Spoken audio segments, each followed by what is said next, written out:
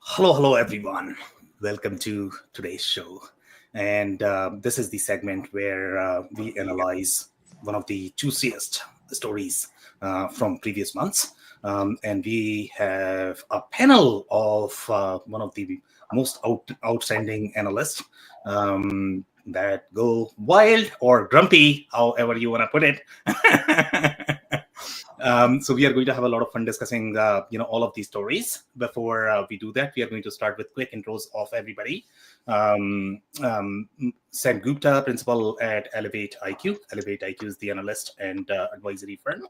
On that note, let's go with John. John, do you want to introduce? Hey, John Santaferraro here, CEO and head research analyst at Ferraro Consulting, a firm that does industry analyst services as well as marketing strategy. Been in this data and analytics industry for 30 years now. Okay, amazing. Thank you so much, John, for that. Kengon, do you want to introduce yourself? Absolutely. So my name is Ken Gonzalez. I'm with the Pretty Simple Group, independent analyst and advisory firm. And I've been in the business about 40 years, and I promise I'm going to start counting right there. Okay, thank you so much for being here, Kengon. Brian? Yeah, thank you, Sam. I'm with Infotech Research Group. I'm a principal research director there. I focus on tech trends. I just published the CIO Priorities Report, came out recently. I've been at Infotech for 5 years. Okay, amazing. Duncan? I'm Duncan Chapple. I've got a few different hats in my professional life at the moment. I run industry analyst relations for Elisa Polystar and Elisa Industric. And I also run a research center at the University of Edinburgh called the Analyst Observatory that tracks the impact of industry analyst insight on enterprise buyers. Okay, amazing. Thank you so much for being here, Duncan. And I'm going to miss my partner, Robert, today.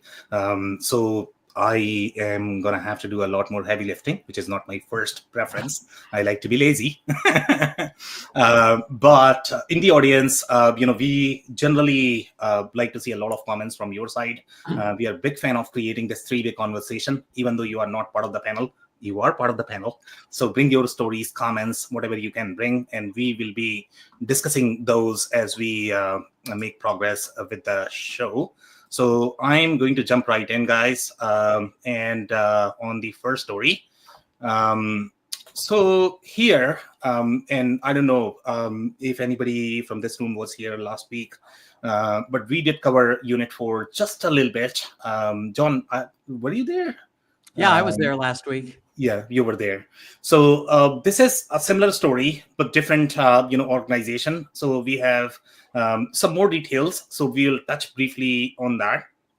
So this is the CEO transition story. And I don't know if you guys are familiar with Unit 4. They are one of the largest ERP vendor. Most people from Europe are probably going to be familiar with them because it's a far more prominent brand in Europe. And they have had very similar transition in the cloud. So now after 4 or 5 years of dramatic economy, I guess, they are changing the CEO. That could be the reason, I guess. So that's what is happening with this story. So I'm going to open up the floor. I don't know if anybody's going to have comments. We don't necessarily take turns here. So I mean, I'd be happy to chip in with just some general thoughts about the difficult situation that the ERP market is in, and I think it's no surprise that a number of ERP vendors are disappointing investors at the moment in a very uneven market. I think one of the paradoxes is that we've seen organizations that are massively interested in the opportunity to use artificial intelligence to dramatically accelerate workflows. And that's something where in the ERP world, there are some workflows that are highly standardized where you can make a lot of progress very quickly. But then there are also a whole series of customer scenarios where clients have got particular demands, where vendors may not have the deep industry expertise that their customers would like them to have.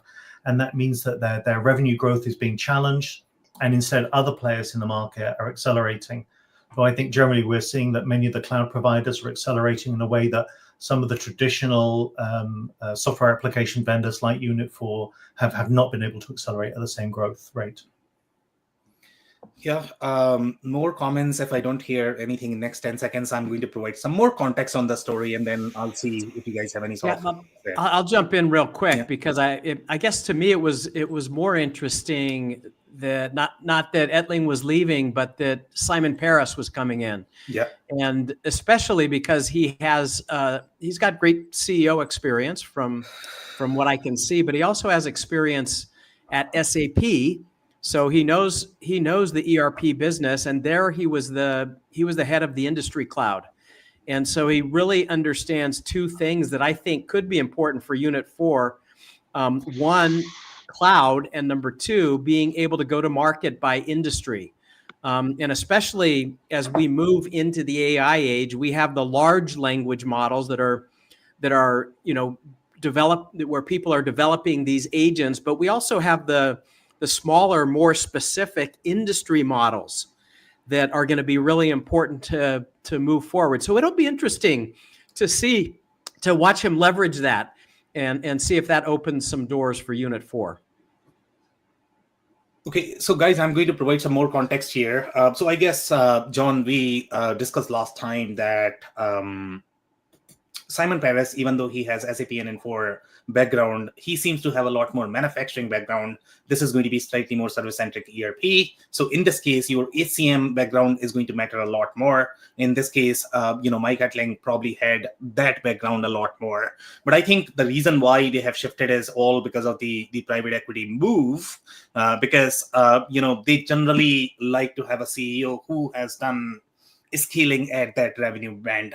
I mean, that's how they like to see it, right? So most likely, I mean, that's probably the reason for this move. But in this particular story, one comment that is very interesting is the reason the RP industry exists is because of bad ERP data. And this is how ERP industry thinks. And I don't know if you guys are going to have any sort of counter for that. That could be partially true. But that is something, I don't know if RPA community is going to agree with that. So anybody has any comment on that by any chance? I mean, only that it's obviously a joke, right? Like there's a seed of truth in every joke, and certainly RPA it can help us when we can't quite patch our software together or our ERP solutions together and have them automate things the way we want. Yes, maybe that can step in and fill the role for us. But let's face it, there's lots of times when you just need text from a form copied from one place to another, and there's no ERP solution that's going to handle that type of automation, right? It's just a fundamentally different sort of function. So it's funny, but it's not entirely true. Anybody else? No? If not, I'll move to the next story.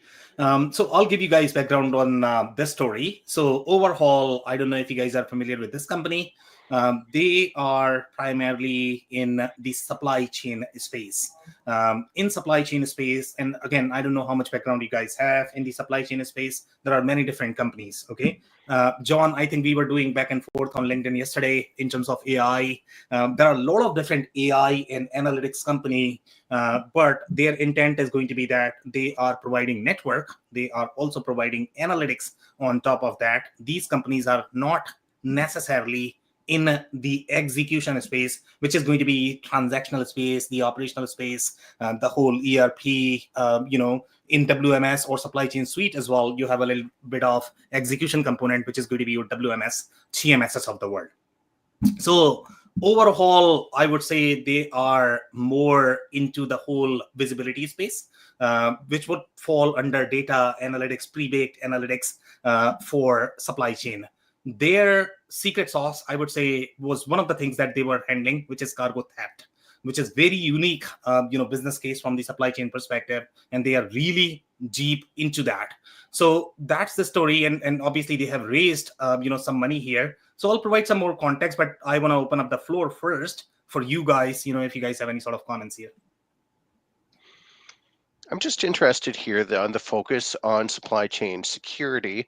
It's clear to me that the money that they've raised will have to be invested towards other areas beyond that, because $55 million here. The data I'm looking up, for example, CargoNet reporting that in 2023 there were $130 million worth of stolen goods reported in the supply chain. So it's just like, it's not adding up to me that that's going to be the main, most compelling part of this funding that they can apply. So I hope that they can, find other ways to enhance that customer value.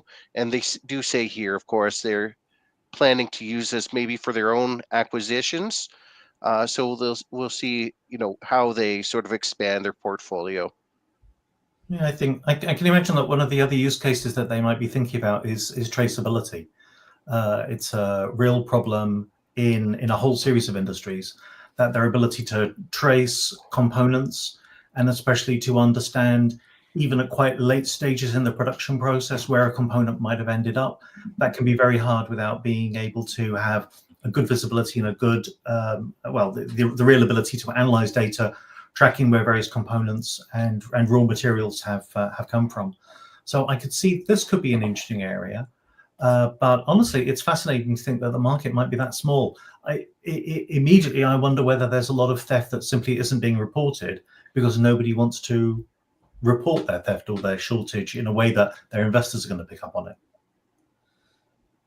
Yeah, so guys, if you guys don't have any other comments, I'll provide some more context. So I don't know how much you guys track the supply chain space. Overhaul, to your comment, Brian, is a very small piece in the supply chain suite space. So when we look at supply chain suite, especially the enterprise ones, those are going to be Blue Yonder, E2 Opens of the world. They are going to have a lot more capabilities. And the recent acquisition, I don't know, I mean, if it has been even 6 months now, okay, Blue Yonder had acquired a company called One Network Enterprises, which had very similar offering as this. So this is a game of data as well as geography. So each of the geography is going to have very unique data as well as modes. So all of these companies, the smaller ones, have very subset of that data that they are going to have subject matter expertise in, I guess. And when you combine all of that, that's when you become much bigger, supply chain suite. And that's what is going to be Blue Yonder as well as E2 Opens of the world. So overall, from the product perspective, I guess their representation is very, very, very small. And I will see from the acquisition perspective, Overhaul is probably going to be acquired by one of those companies, the companies that are really trying to take advantage of this data. Supply chain space itself is very big, and Overhaul is playing a very small role in this particular case. So that's my clarification. More comments, guys. So you think Overhaul is an acquisition target, even though this money is to help it acquire other firms? So in the supply chain space, the way this works is, and John would agree with this, right? AI is a game of data, and 90% of the supply chain companies that we are talking about, they have access to very unique data set that other companies are not going to have. And that's why we hear very collaborative partnerships, sometimes even among rivals. We are talking about Oracle SAP partnering, Oracle Microsoft partnering, just to get access to that data. So obviously, I mean, I'm not saying they are going to be acquisition target right away, but they are going to be acquired by somebody, I guess. Right now, they just have 350 customers, so which is very small. Most of them are going to be enterprise customers. So that would be my take on their positioning as well as where they fit. Yeah, I think I'll add that I think the timing is good for them to get this money, because they either have to acquire AI capabilities or they have to build them very quickly, because it doesn't appear to me that they have a lot of that. Now, given that the fact that they're already doing supply chain observability, it means they have the right data. And so their barrier to entry to be able to achieve something with AI or even agentic AI, which would help them not only discover the fraud and the theft that is happening, but actually potentially do something about it. That I think is good. And the market, it's a very fast growing market, according to the firm that they at least that TechCrunch quoted in this article, Business Research Insights. It's going to grow at a CAGR of 26.45%. So that means it just seems like really good timing, a good opportunity for them. Yeah, I think I'd also just quickly add that any use case for AI-driven predictive analytics is going to be interesting. You know, if they can make this, if they can make their technology work, and obviously it must be working because they're working with Microsoft and Dyson and a whole pile of other firms. If they're able to get it work, then being able to activate other use cases in the supply chain, simply balancing inventory, for example, you know, that could be a fantastic opportunity for them or for an investor and acquirer. Okay, if you guys don't have any comments, we can move to the next one. So here, this is a funny story, for AI. And in this particular case, I mean, this is definitely possible, but what they are saying is one person applies for roughly 1,000 jobs using AI when he was asleep, and he received 50 interview calls. This is definitely believable. This can be done. And I think we are going to see a lot more use cases. So there is some power to this story. That's why we wanted to discuss. So I'll open up the floor. I think you guys are going to have a lot to talk about this. Well, let me start off, and I'll say that I think it's really smart to use technology to your advantage, for sure. At the end of the day, we're still engaged in people businesses. So I'm really curious to see how this plays out in terms of how many of these interviews led to offers, what were the types of roles that the person was applying for. Hiring today really is still problematic. And yeah, you might be able to put your CV in front of somebody, but is that really going to be the advantage that you need? I'm gonna say that it's about time, because I mean it's been probably a decade that the firms that are hiring have been using they've been using a type of artificial intelligence to look at every CV that they get, every resume that comes in, and 99% of them just get thrown out. Kudos to this guy. I'm if I need a job, I'm going to use it, because anybody that's looked for a job has sat there and sent resume after resume after resume, and if it doesn't get through the OCR read, and if it doesn't have the right words and it's not scored properly, they don't even get an interview. So I say about time. And this is funny, because when I read this, I thought, I'm going to go ask Chat GPT I'm going to give them my resume. I'm going to give them a job a CMO job that I could potentially have, and I'm going to have them optimize it. Well, I signed on to LinkedIn to find a job, and LinkedIn already has an optimizer. If you have premium, you can actually optimize your resume to fit a specific job that is being offered using LinkedIn technology.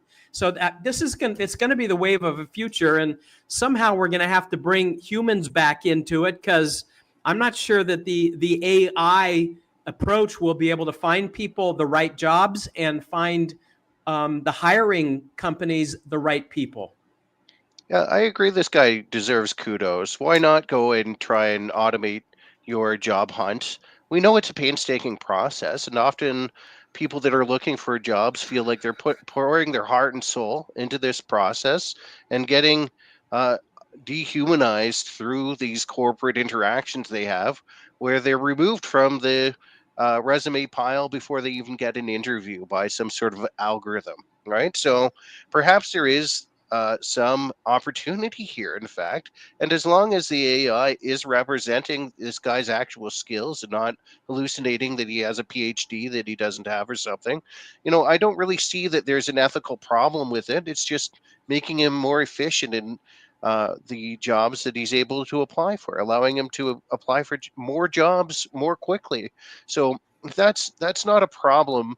And as long as there's that eventual human interaction, obviously, if you're going to hire a person, you want to meet them before you bring them on board. You're not going to let AI make that decision for you, or at least I won't. I'm just worried that this guy is heightening the expectations of his future employer. In fact, if he tells them that he got the job or he applied for it while he was sleeping, they might start expecting that he's getting work done while he's sleeping. Doesn't matter if he's at his desk or not. They'll say, just to automate one of your AI bots to start taking care of work for you.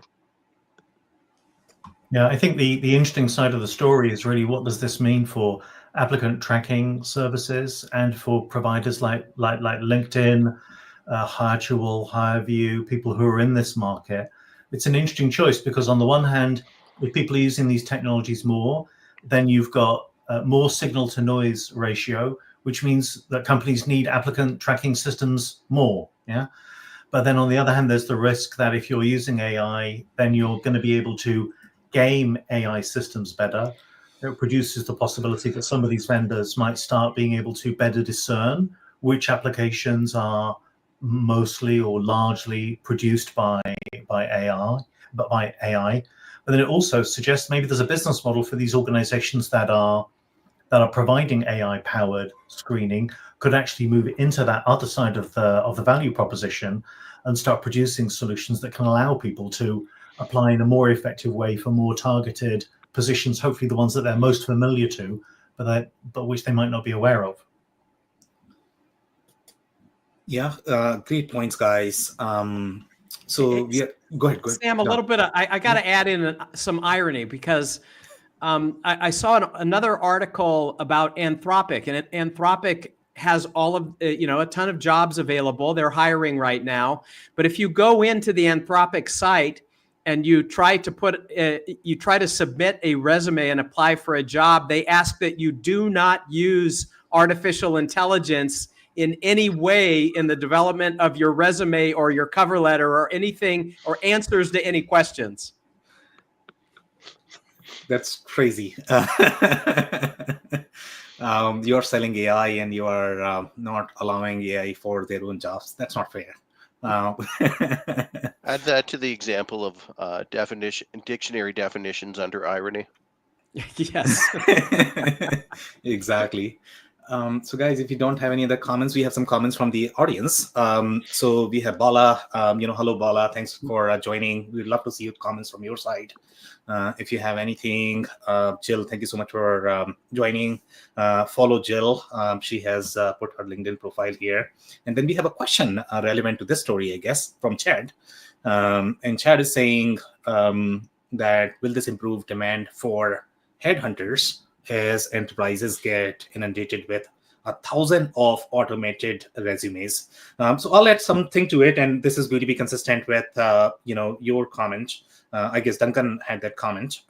So I believe when you look at the AI interaction, there is going to be a little bit of AI to AI interaction or AI agent to AI agent interaction. So in this particular case, this person built the bot or agent, and he has his own agent. But then the other side of the equation from the ATS perspective, I think ATS is the system category that you had mentioned, that you are going to have agents there as well. So this is going to be an interesting mix, I guess, overall, how this is going to shape up. I think it's very early to forecast right now, but we are going to have a lot more of these applications, that we are going to see that are going to be positioned for the candidates as well as for companies. Yeah, remember, headhunters, they're just collecting more applications, right? Like you're identifying candidates that are good probably, but they're added to that application process. They still have to go through the enterprise hiring queue. So I don't know. I think there's a role for headhunters, especially for highly skilled roles, special talents that are rare to find, looking in channels that you wouldn't normally be able to source people for your job. I don't think that they're necessarily incompatible with this, but will it increase demand? I'm not sure about that. Yeah, I think the big value proposition for headhunters is headhunters reach out to people who aren't on the job market. So people who proactively will apply, they're looking for work, but actually maybe you'd rather employ somebody who isn't looking for work at the moment because they're being very successful in their current role. And you want to try to motivate somebody who's maybe happy where they are, but where you can give them another opportunity. I think that is the powerful use case. But in the long term, I mean, surely headhunters become a smaller part of the pie. They used to be a very big part of it, and now they're just going to be a smaller one.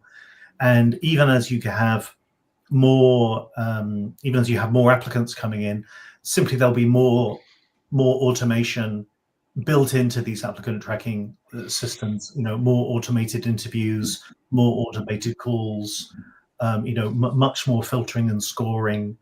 The automation benefits of this are massive.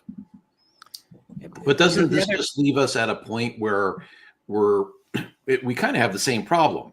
Because interview processes these days are long, cumbersome, lots of different participants, different ways of filtering and looking at the data that are being provided by candidates on resumes.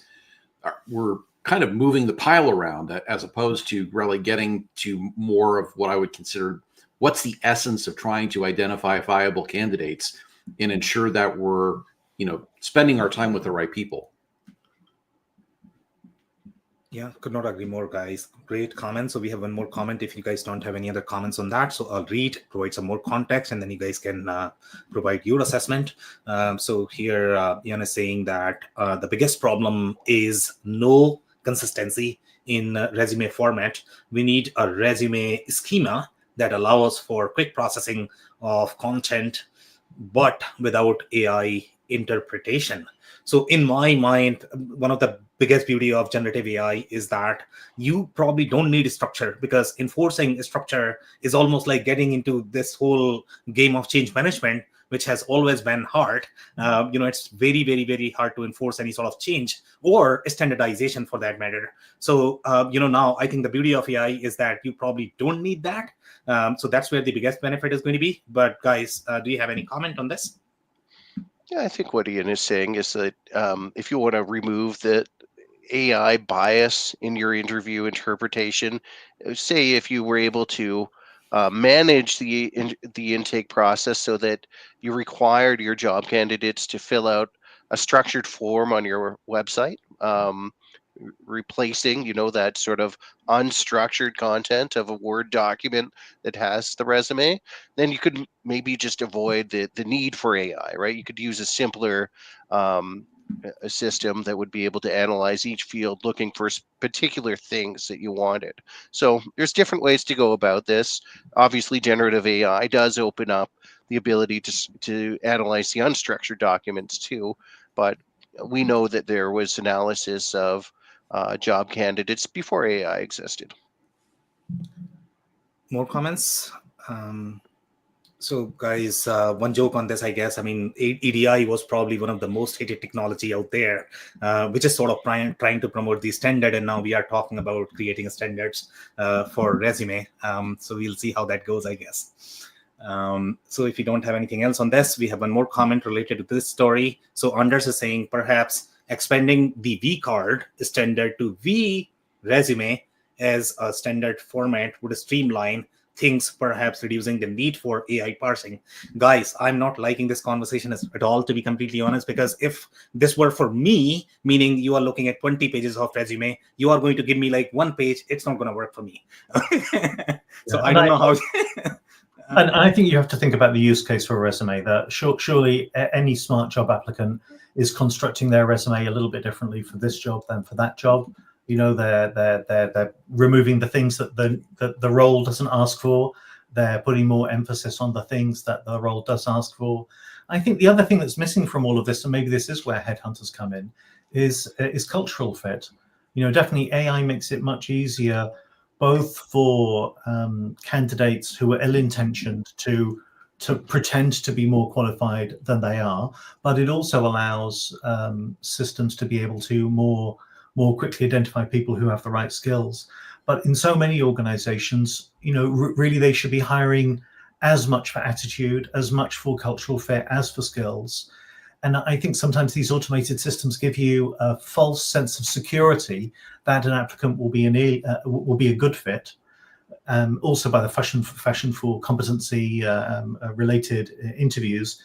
Maybe that human element is essential if you want to be able to find people who you're going to be able to retain and grow for the long term.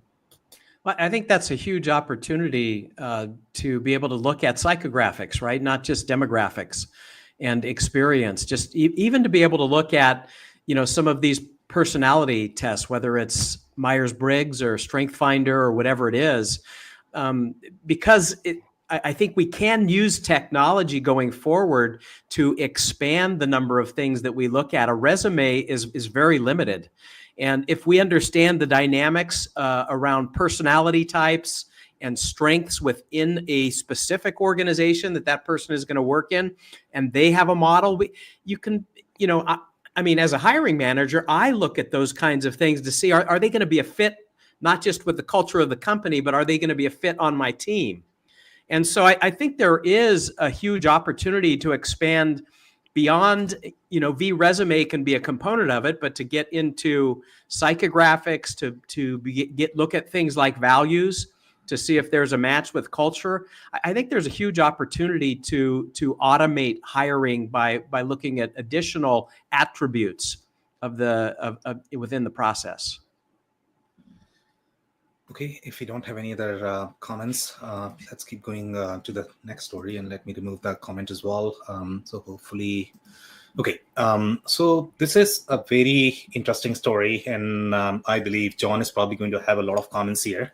I don't know if anybody else is AI here, but this is the LLM versus LQM, and probably we can expect 1 hour lecture from Professor John on this. What that is supposed to be. So this is the funding news story as well. 3 million, not 300 million. 3 million is nothing for this technology, I guess. So we are looking at $300 million, funding. But in my mind, I think this is all very hot. And now the enterprise use cases for the generative AI technology is going to be far superior, I believe, is probably the term. Right now, what we have seen is just the consumer-centric application so far. So we will see what we'll get out of it. So, open for you guys for comment, guys. Yeah, I'll jump in first of all and say that it's a fantastic opportunity because it is a quantitative models, and the solution areas are far different, and they're, everybody gets excited about large language models, but it really is just the language. It doesn't do any reasoning. There's not a lot of data. The LLM and generative AI doesn't do any real analysis. It doesn't have a compute engine. So by developing these large quantitative models that are specific to solution areas like drug discovery, like financial analysis, like risk analysis, these guys are in a hot spot. This brings their funding, by the way, to $825 million. They launched in early 2016. Had a $25 million round. They had a $500 million round. So this is now ideally going to promote them into some serious growth. They've got a strong customer base. I think this is a company to watch. This is absolutely a company to watch. All of the hype goes to the Gen AI stuff, and we should be aware of that. But Sandbox AQ is a company to watch. Yeah, I'll double down on what John is saying here. I learned of Sandbox AQ last year when I attended a webinar that was put on by the chief engineer of the firm, and he was talking about not large quantitative models. So this did end up coming up, but he was talking about applications for quantum sensing, which is a whole other area of emerging technology that this company is also facilitating, and LQMs are enabling this whole other area of diagnostic devices that might be useful in the medical field and in other fields. And it was very compelling to me. And it really feels like they're positioned to own this area, this concept of LQMs. And you just look at the investors involved. You've got Eric Schmidt as your company chairman here, Mark Benioff backing you. And then I'm looking out at what other firms are actually involved in large quantitative models right now. With most of the AI leaders we think of today focused on LLMs.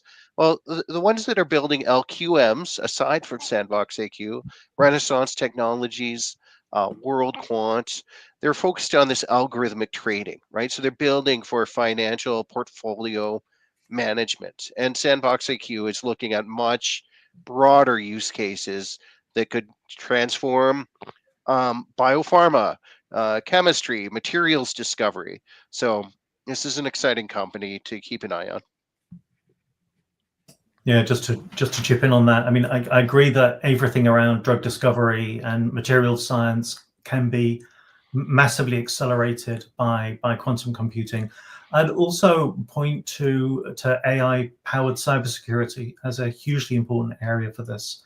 We're seeing not only recently, but really in the last 3 years, 4 years even, we're seeing generative security threats having massive implications for organizations, not all of which they're speaking about openly, but the computing power of quantum computing produces a vast range of new threat vectors for organizations, and it's absolutely right that we should be trying to use these sorts of technologies, really betting that we can use AI to plug that gap in cybersecurity that many organizations are starting to suffer from.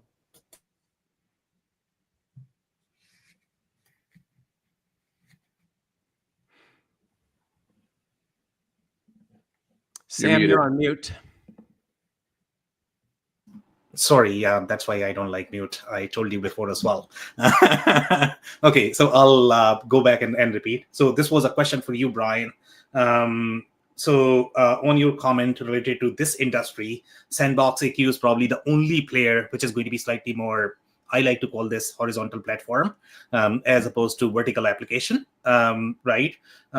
So number one, do you believe that they are going to be as hot as OpenAI in terms of the valuation, in terms of their popularity, I guess? Do you think more competitors are going to move to the space, or is Sandbox AQ going to be gold standard for large quantitative models? Yeah, it has that potential to be set the gold standard for large quantitative models.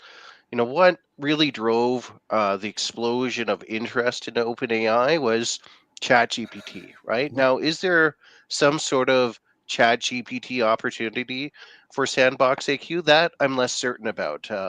People have, everybody uses language, right? Everybody writes, everybody wants to look up information that's embedded in, you know, that large language model that's trained on everything on the internet and then some. So there's a lot of common use cases that everybody could relate to, and it sort of like was able to enter into the public consciousness in that way. Does a large quantitative model that's of equal power and size, does it have some sort of application that everybody can relate to and use? I'm not sure about that, right? It might be more about solving very complex, data heavy, quantitative problems, of course. So, you know, the value is going to be there in the enterprise. It's not going to explode on the consumer scene as much. And what does that mean in terms of like the value of Sandbox AQ? Yeah. I don't know. Yeah, so very interesting. So some more questions, I guess, there, clarifying questions. For OpenAI, I guess the biggest backer for them was Microsoft. And then you had the competitive technology as well. Google has, access to that. Everybody else is sort of working on that because their market share was primarily consumer-centric. So in this case, obviously, I can see why Mark Benioff is involved here, because this is going to be slightly more industrial use cases. Do you see any other companies that might be backing up Sandbox AQ? Backing them up in terms of investing in them, Sam? Yeah, and my understanding is going to be that, I mean, Microsoft is backing OpenAI because either they are going to acquire or take advantage, or they need to have some sort of influence on that technology, right? That's why you would back. So here, do you think any major enterprise software vendors, SAPs of the world, they are going to back Sandbox AQ? Yeah, I could imagine. I could imagine the tech giants all being interested. Yeah. And I think they already have money from Google and Nvidia, as well as from more traditional SoftBank or Rare Capital. The application areas are really interesting because if they're able to identify powerful use cases, if you think about it, like take something like drug discovery, actually the number of organizations that are intensively engaged in drug discovery is relatively compact.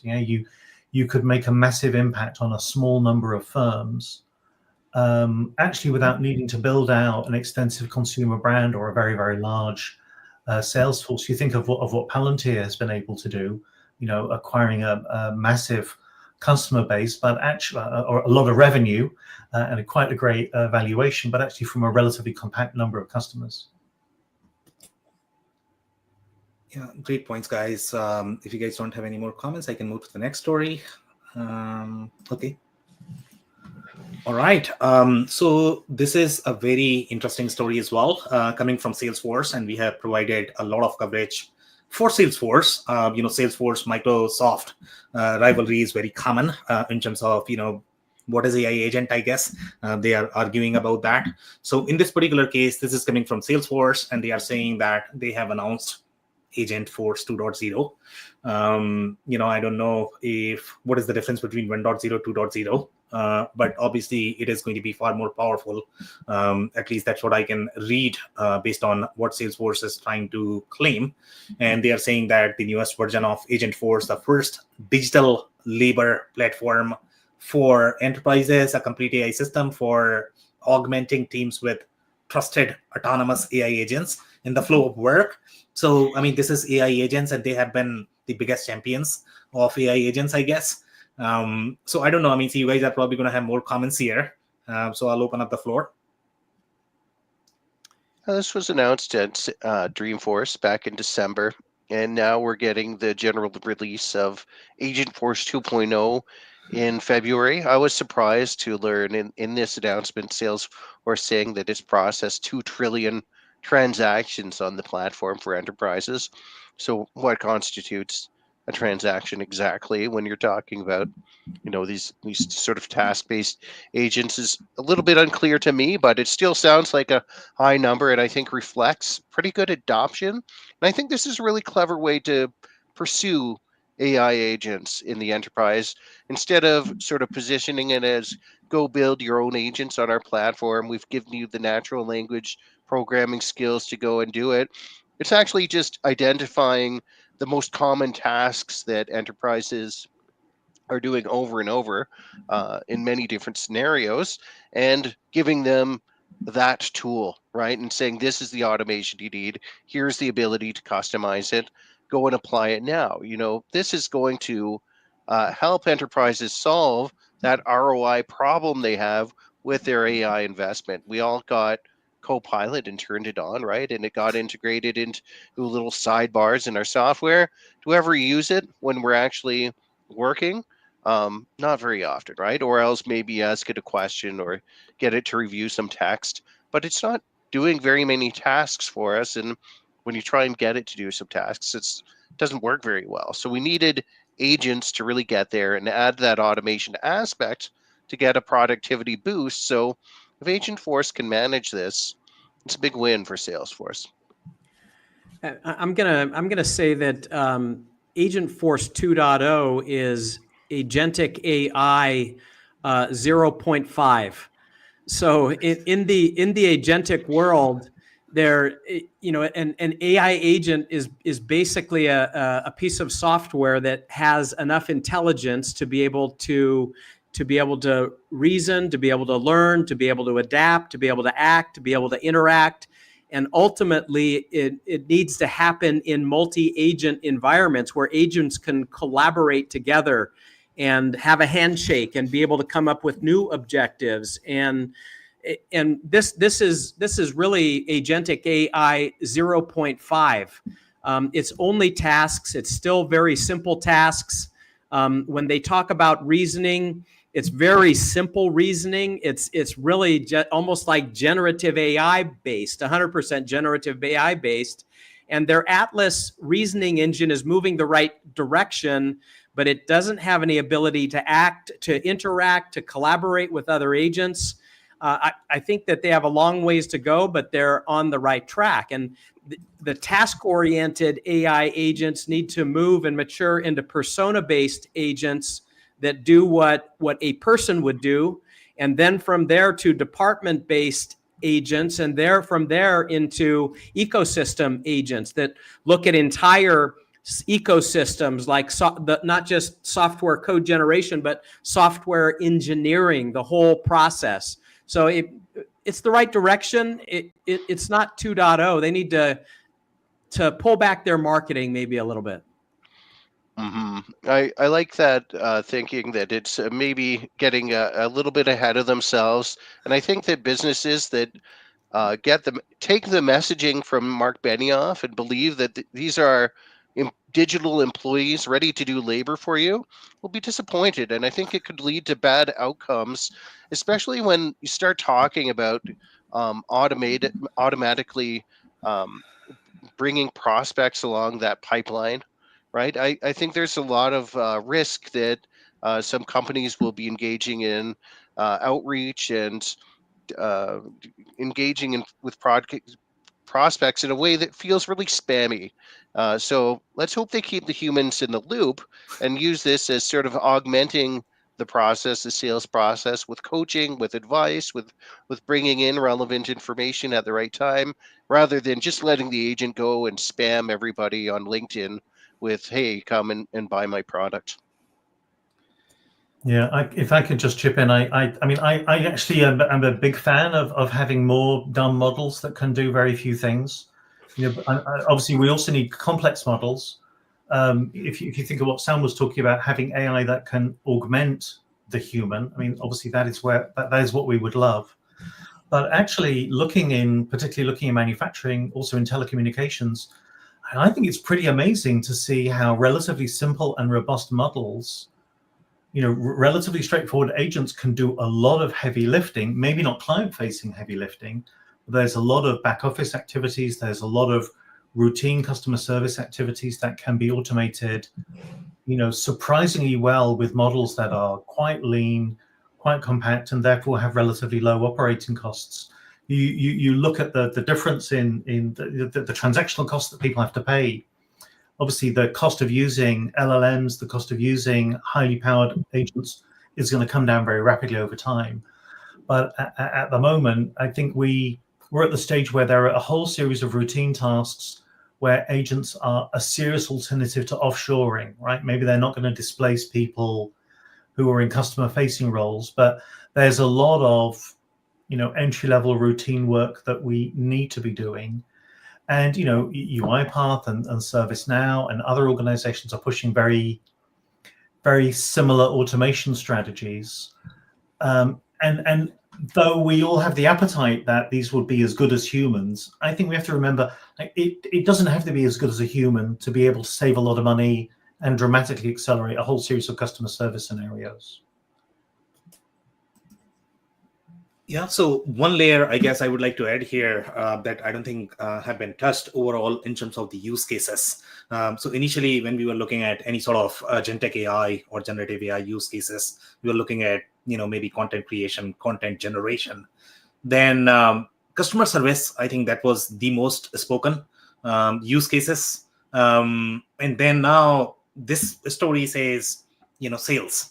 So now we are getting serious, and I have seen some other startups as well doing a lot more sales scenarios, which is a very exciting sign that is probably expanding. So I don't know if you guys are going to have any comments on that, if you have seen any other technologies, companies that might be working on sales side of things as well. I mean, definitely in almost all, major organizations, we're seeing a lot more AI enhancement of what customer success managers and salespeople are doing. But a lot of that is like listening to the calls, giving nudges to the humans. A lot of that is augmenting the human. There definitely is a lot that you can automate. And, goodness me, my LinkedIn inbox is full of people who are telling me how they can automate selling through LinkedIn.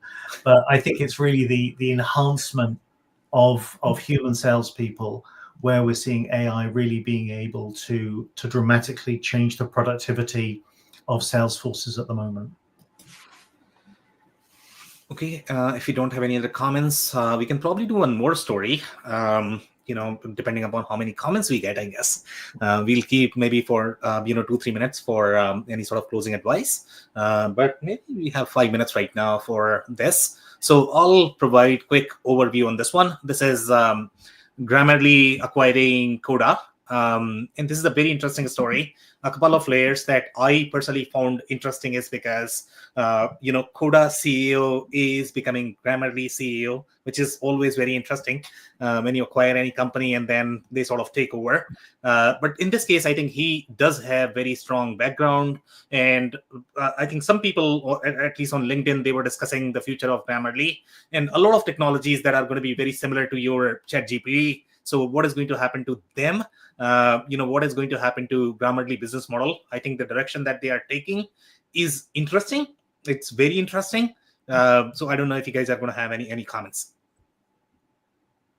I mean, I'm completely in love with this, and a lot of what Coda is doing is very similar to what some of my colleagues are using with Flowwise. I think being able to articulate and drive workflow in every copy-related activity is so important. Imagine if you're working for a multinational organization where you're changing documents and those have to be, kind of rippled through in a whole series of different languages. If you think about having workflows where you're able to ingest, conversations, recordings, emails, produce, a whole series of content items out of that, the opportunity to really build on Coda's strengths, which have really been with structured documents, wikis, workflow automation, and then put more AI-driven content generation, which obviously Grammarly knows about. I think that's a fantastic partnership. And the interesting thing is, what does that mean for Grammarly as it moves into the enterprise sales space? Does that mean it gets bought by an enterprise software company? Or does that mean it needs to change the way in which it's working to have a stronger enterprise go-to-market? I read this as Grammarly trying to position itself for a more lucrative acquisition, because it doesn't have that much enterprise market penetration, and there's frankly a lot of products that it competes with in this sort of content marketing space, I guess, or maybe you're just thinking it's more of a general productivity tool. Anyone can benefit from it, what it offers, but still, it's more of a point solution right now, obviously. But with this Coda acquisition, they're saying that they're going to enter into the space of AI agents, but does it really have that much credibility to be a platform for AI agents, given that it just doesn't have that central position as a platform that's used by enterprises to get a lot of different processes done right now. And it just doesn't have the reach to really get the Coda platform in front of that many eyeballs. So, is this an attempt to sort of package together two interesting and great tools into something that would be acquired by a bigger firm? Yeah, I can certainly say that I really love Grammarly as a product. As an individual user, I've used it both in an individual context as well as in a corporate context, and I was actually pretty excited to see this, and I think that you're gaining visibility into potential adoption in a corporate context by individuals doing and using the products. So the thing I'm really concerned about is what's this going to do to the cost of being able to use the capability, and that's just from my perspective. Yeah, I think it's a really wise move by Grammarly, because how many companies have we seen try to move from more of a consumer-based sale to a enterprise-based sale and fail miserably? It's an extremely difficult switch to make. And by acquiring Coda and even admitting that they need a CEO who lives and breathes enterprise sales and understands enterprises and enterprise customers, I think it's an incredibly smart move. And I think perhaps the greatest opportunity in the merger is around the new release of Coda Brain, which has opens tremendous doors for any company that has a knowledge base that is their core IP. Consulting firms, large consulting firms, have an amazing amount of knowledge. Industry analyst firms, guys, come on. They have an amazing set of knowledge that they need to be able to surface and make available. And these companies don't have that today. They're probably trying to build it. I know that I've talked to a couple of services companies, large consulting firms that are building them themselves. This could be a real opportunity. And then with Grammarly, anything that goes into the knowledge base, is already tagged, it's already corrected, it's already understood. And if you can pass that metadata on to the CODA system, there's a lot that can be done to increase the value of a knowledge base that a company has. All right, guys. So I think we are close to our time right now. So we just have 1 minute and we need to do super quick closing advice. I don't know if you guys are going to have hard stop. We want to be respectful of your time. So just one word closing advice maybe, and any sort of plug. I'll go anti-clockwise this time. Duncan, you want to go first? Not really, but in a nutshell, I think it's all about whether AI is enhancing the human or whether it's displacing the human. I think that's a really important choice for almost every software company developing a solution in this space. Perfect. Brian? Humans provide judgment. AI provides prediction. Make sure you understand whether the task you're assigning AI requires human judgment or not. Kengon? So as opposed to thinking about things, AI at the dashboard level or at a discrete product, let's start like the systems level. Let's start thinking about how we can use this at the subsystem level and how all this stuff work to provide more visibility and insight. John? I'd say don't be afraid of the AI agents. They can be an assistant to you in your work as well as an extension of the work that you do. So let them be your friend. And John Santaferraro, by the way, shameless plug, Ferraro Consulting. We do 50% marketing strategy and 50% industry analyst services. So check me out. Connect with me on LinkedIn. There's no shame in plug. Thank you so much, guys. I love you all. And just for a wrap for this show, if you joined for the first time, this was part of our Analysts Gone Wild. So make sure you guys are going to be here next week. We are going to come back with juicier stories, from the next segment. On that note, thank you so much, everybody, for tuning in today. Thanks.